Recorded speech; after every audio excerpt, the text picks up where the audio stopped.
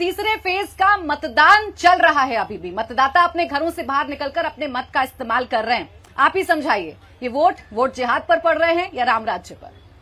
Vote इस बार इस देश के युवाओं को कितना रोजगार मिला है उस पर पड़ रहे हैं। इस देश में महंगाई क्या है वोट उस पर पड़ रहे हैं।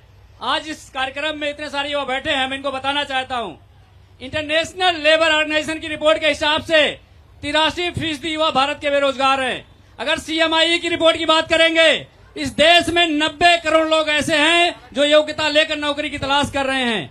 उनमें से 45 करोड़ ने नौकरी की आस छोड़ दी पिछले 5 सालों में, और इस देश में, भारत देश में 2.1 करोड़ नौकरियां घट गई हैं।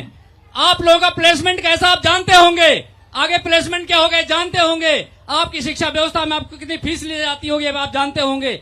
जिस देश की सबसे ज्यादा आबादी युवाओं की हो और वहां युवाओं की बात ना करके कोई ध्रुवीकरण की बात करे तो आप लोगों की बेईमानी है।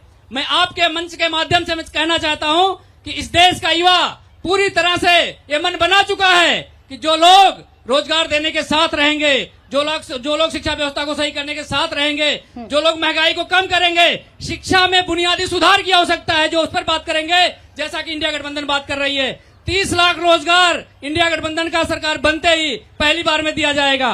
भारतीय जनता पार्टी के घोषणा पत्र में आप एक एक पेज खोल के देख लीजिए, अगर किसी पेज में लिखा हो कि हम इस देश में बेरोजगारी कैसे खत्म करेंगे तो आप मेरा नाम बदल दीजिएगा। भारतीय जनता पार्टी हमेशा चाहती है कि लोग धर्म की बात करें, लोग ध्रुवीकरण की बात करें, लेकिन मुद्दों की बात ना करें। क्या भारतीय जनता पार्टी लेकर आई थी? बिल्कुल, मोदी जी का भाषण आपने सुनाया, उन्होंने बाकायदा कहा, बार बार कहा उस बात को। युवा में धर्मेंद्र यादव जी, इनका इतने नादान तो आप है नहीं कि आपको पता नहीं है कि वोट जिहाद का शब्द सबसे पहले कहां से आया, किस नेता ने कहा, कहां से कहा और किसकी रैली में, किसकी जनसभा में कहा। उसको तो आपने इनको नहीं सुनाया, आपने प्रधानमंत्री का सुनाया। सर मैं सुना चुकी हूँ ना। संवैधानिक पद पर बैठा हुआ धर्मेंद्र यादव जी, मुझे उम्मीद नहीं थी कि शायद आपको पता होगा, मुझे उम्मीद थी, नहीं भी पता है तो मैं बता देती हूँ। फर्रुखाबाद में सलमान खुर्शीद की भतीजी, उन्होंने आप ही के नेता के पक्ष में वोट मांगने के दौरान वोट जिहाद शब्द का इस्तेमाल किया था, तो क्या वो बीजेपी के कहने पर कर रही थी?